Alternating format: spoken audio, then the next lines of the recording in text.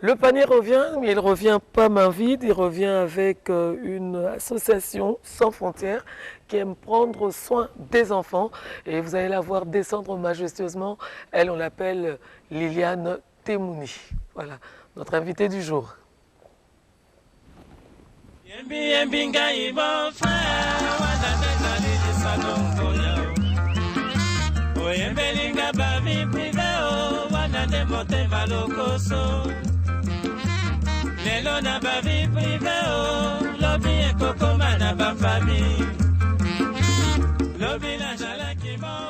Bonjour.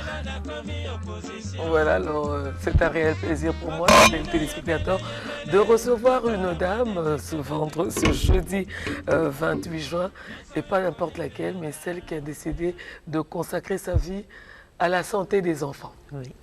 Merci Virginie de me recevoir à votre émission. C'est vraiment un grand plaisir pour moi. Non, mais la RDNC elle est faite pour ça, hein, pour recevoir, et surtout le panier de Morning Show. Alors nous allons vous plonger dans le vif du sujet, savoir, Madame Liliane, vous êtes congolaise, voilà, d'origine congolaise, et vous vous battez pour la cause des enfants. D'où vous est venue l'idée et comment, et quels sont les objectifs poursuivis par rapport justement aux enfants dont vous avez décidé de prendre à bras le corps, en fait. C'est en 2000. En 2000, ça c'est la petite histoire. Oui, c'est ma petite histoire. Pourquoi mon mari et moi, on a décidé de créer l'association Sans Frontières. Oui. J'attendais des jumeaux et on m'a dit que c'était des enfants handicapés. Quand on nous a appris ça, mon mari et moi, on s'est dit on va se battre pour eux. On avait déjà d'autres enfants. On avait 11 enfants avant ça. Mais pourquoi vous n'avez pas opté pour l'interruption justement de la grossesse? C'est une solution aussi. Hein? Oui, on nous l'a proposé. On m'a donné 30 minutes pour prendre une décision de vie de 2 enfants. C'était très dur, et pour mon mari et pour moi. Mais on a décidé de les garder et de se battre pour eux. Voilà. On a créé l'association, on a eu nos jumeaux. Ils sont handicapés, mais pas comme on nous a fait. De quoi exactement? Parce que le handicap non, ils a sont plusieurs formes. Trisomie 21. Oui. J'ai perdu un à l'âge de 5 ans, une erreur médicale. Ça m'a révoltée et je me suis dit, je dois me battre pour les enfants. Les enfants ne peuvent pas nous quitter comme ça, bêtement. Donc là, c'est en 2000, c'est-à-dire au bout de 5 ans, c'est en 2005, 2005 que vous avez créé? Non, on a créé en 2000, pendant que... Ah, déjà, dès la naissance? Dès qu'on nous a dit qu'ils étaient trisomies, mon mari a pris une décision qu'on devait créer quelque chose pour les accompagner. Et on a créé. Il m'a beaucoup aidé, il m'a beaucoup encouragé, il m'a beaucoup soutenu. Il est congolais aussi? Il est congolais. Ah, généralement, on raconte que les hommes congolais baissent toujours les bras quand il s'agit de responsabilité, d'accompagnement. Ça n'a pas été votre cas? Ça n'a pas été mon cas, au contraire. Il était vraiment présent à tout moment de la naissance jusqu'à aujourd'hui. Il a 18 ans, celui qui est resté. Oui. Et j'avais dit que quand il aura 18 ans, je me donnerai corps et âme pour d'autres enfants malades. Comment ça se passe maintenant? Parce que l'association, c'est toute une organisation, il y a des membres, il y a des responsabilités. Le financement, comment ça se passe? Le financement, justement, c'est là le grand problème. En France, où j'habite, notre association est reconnue en France et ici. En France, on reçoit beaucoup de dons parce qu'ils me connaissent. Ils connaissent l'association Sans Frontières. Ça dit bien Sans Frontières, on n'a pas de frontières, c'est partout. Ils nous donnent assez bien de dons et j'ai appelé ici au Congo où je suis originaire à proposer aux associations Bon, dont vous évoluez dans le même secteur. Voilà. Il y en a ici aussi? Il y en a. Il y en a. Il y a aussi un Galliema que j'avais proposé à l'époque, des matériels qu'on nous avait donnés. Mais le grand problème, c'est l'acheminement. Le ramener vers le Congo. Ils n'ont pas de financement, ils n'ont pas de moyens. Et moi, je me retrouve avec du matériel, des médicaments, des objets qu'on nous donne pour l'association, pour aider, et que je ne sais pas faire arriver dans mon pays. Bon, au niveau de la France où vous êtes basé, il n'y a pas ce type d'enfants? Est-ce que là-bas, vous encadrez aussi des enfants? Ils sont au nombre de combien? Les enfants... Oui, l'encadrement de ces enfants, justement, qui vivent... Bien, vous avez créé l'association pour vous tourner vers... Vers l'Afrique. Vers l'Afrique. Vers l'Afrique, oui. Et en RDC, le grand problème, c'est le manque de financement. Est-ce que vous avez toqué à toutes les portes? Là, je fais... Là, vous toquez aux portes, là, parce que vous êtes dans le panier. Voilà, je toque. On a un cas. On a un groupe de gospel. Oui. On organise depuis 2015, une fois par an, des soirées de 3 heures de temps pour pouvoir récolter des fonds. Mais on ne récolte pas assez. Donc récolter des fonds, c'est pour nous aider à acheminer voilà. le matériel. Mais comme vous ne l'acheminez pas en RDC, les médicaments, le matériel va où? Chez vous à la maison, vous le stockez? Ça se passe comment? J'appelle d'autres pays, Africains, le Centrafrique, le Gabon, le Cameroun. Eux, ils ont les moyens, on leur envoie, ils viennent chercher et ils ramènent chez eux. Les mêmes produits, les mêmes articles que je peux aider mon pays n'arrivent pas ici, mais partent dans d'autres pays. Ah, ça, c'est une révolte. Hein? Vraiment. Parce que les besoins sont présents ici au Congo. Énormément. Le peu qu'on reçoit avec notre gospel, on a aidé Mama Coco, qui est un orphelinat. Oui.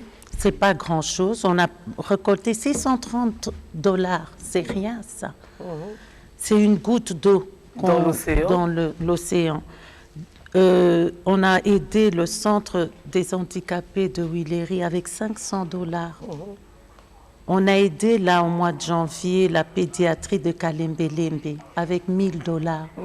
Mais donc ça, ce sont les récoltes qu'on a eues pendant le concert qu'on a fait, qui sont gratuits. Il n'y a pas de droit d'entrée. C'est les invités qui sont là donnent ce qu'ils veulent. Oui. Et c'est ce qu'on a pu recevoir. Mais justement, si c'est votre seul moyen de financement, pourquoi il n'y a pas deux organisations, vous ne faites pas plusieurs fois le concert? Parce que c'est des jeunes qui travaillent et qui aident notre association à faire ce concert une fois par an. Ce n'est pas leur métier. Ils viennent juste bénévolement aussi pour aider. Voilà, alors fidèles téléspectateurs, je ne vais pas laisser Madame Liliane Temouni repartir comme ça. On va la garder tout au long de cette émission pour savoir quels sont ses besoins et pourquoi elle passe dans le panier, pourquoi elle veut que vous lui prêtez une oreille attentive, parce qu'elle se bat pour la cause des enfants. Alors je vais vous inviter à recevoir avec moi celle qui s'occupe également de la santé ici, mais pas des enfants. Elle prend des cas bien spécifiques. Elle, on l'appelle Laurine Boya, la crème, qui va nous rejoindre sur ce plateau.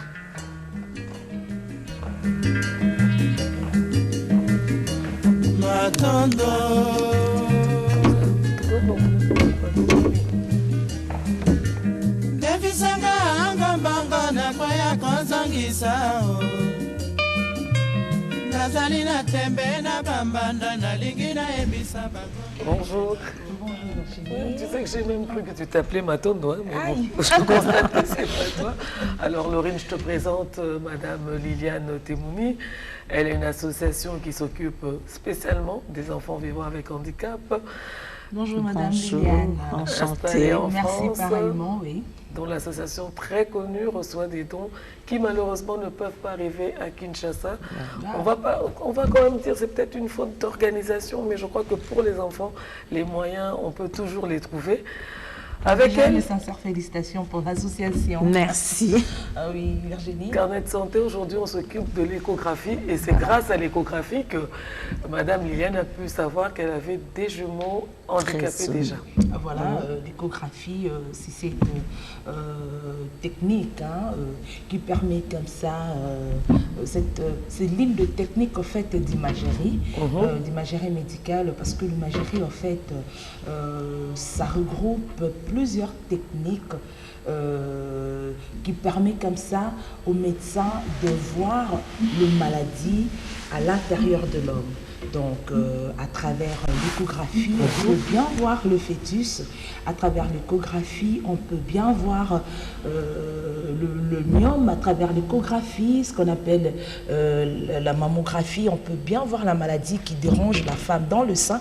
Donc, c'est un moniteur comme ça qui permet aux médecins de dénicher, de situer la maladie afin de bien diagnostiquer. Et bien, nous sommes, vous allez voir l'échographe Guilain Moutamba, ensemble avec Redin Poyi, et c'est à lui de nous donner de plus amples détails. On va suivre, hein, carnet de santé. Carnet de santé. Voilà, l'échographie. Ce que nous pouvons retenir sur l'échographie, donc c'est un moniteur qui permet comme ça à dénicher la maladie, parce qu'il faut le dire, hein, Virginie, il y a certaines maladies qu'on ne peut jamais voir à l'œil nu, il y a certaines maladies qu'on peut aussi voir à l'œil nu, telles que la maladie de peau, hein, le gale, le psoriasis, on peut bien voir, mais la maladie qui dérange les hommes intérieurement, c'est à travers l'échographie qu'on peut bien voir à travers ce moniteur, hein, genre ordinateur. Voilà, merci. Jeudi prochain, jeudi prochain, bon, je dis bonjour à tous nos téléspectateurs qui ne cessent de renouveler cette confiance dans cette grande matinale. Continuons, Inch'Allah. Toko Makaka. Ok. Merci beaucoup, Virginie. Voilà, excellent jeudi à toi. Donc. Merci à toi et bonne suite de l'émission avec Madame Liliane. Merci. Majestueusement, elle s'en va. La grande question, en fait, pour revenir à cette association sans frontières, le Congo ne peut pas vous aider à évacuer les dons reçus. Oui. Et pourquoi vous ne baissez pas les bras? Vous vous êtes tourné vers d'autres pays, mais vous revenez quand même. Pourquoi vous êtes encore là? Parce que c'est mon pays. Oui. Les besoins que eux ils ont, ici aussi, il y en a. Il y en a. Il y a les mêmes besoins, les mêmes traitements que les enfants peuvent avoir ici. C'est pour ça. Parlez-nous maintenant de la pédiatrie de Kalembelembe. Quel est le projet?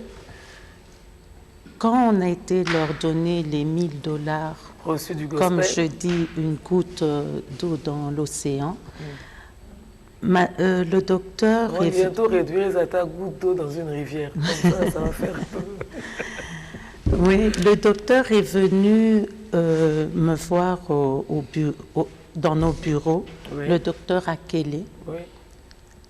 Elle nous a donné ses besoins. Elle doit faire opérer 100 enfants.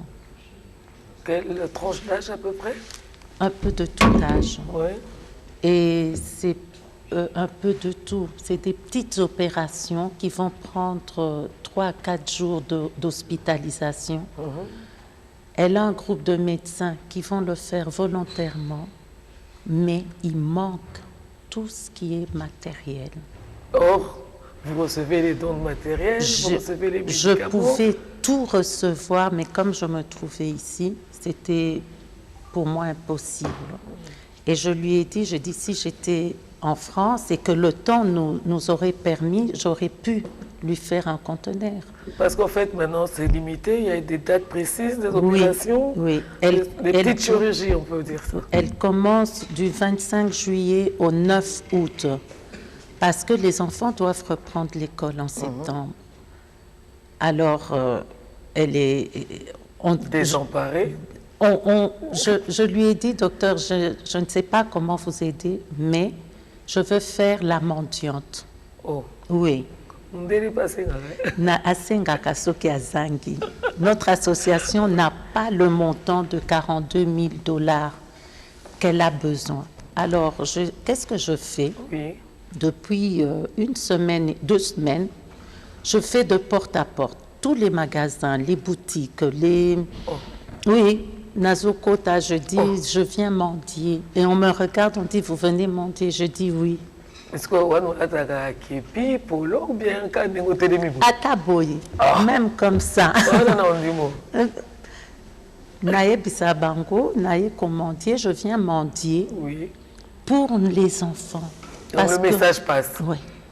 J'ai perdu le mien, ça je ne rentre pas dans les détails là-bas, Oui. mais comme j'ai perdu mon enfant par erreur médicale, moi j'avais les moyens, mais ici les enfants qui partent, qui meurent dans les bras de leur maman par manque de moyens, c'est révoltant. de médicaments, d'argent et tout, c'est révoltant. Et j'ai dit au docteur que j'allais l'aider d'une seule façon, d'aller toquer aux portes. Oui, parce qu'il faut dire que c'est un problème de santé publique. De santé, des enfants. Les enfants, c'est la relève de demain. Voilà. Si on ne sait pas en prendre soin maintenant, comment donc, on risque de manquer de relève. Voilà. Alors, ça fait 2 semaines, qu'est-ce que j'ai pu récolter? En 2 semaines. En 2 semaines. Je félicite les petites vendeuses qui n'ont déjà pas assez de moyens. Donc, bandicité, moi qui dis, Nabatu nyonso. Ata 50 francs, ata 100 francs, ata 500 francs, 1000 francs, 10 000. Il y en a des vendeuses qui me donnent 10 000, 5 000. C'est très touchant parce que je sais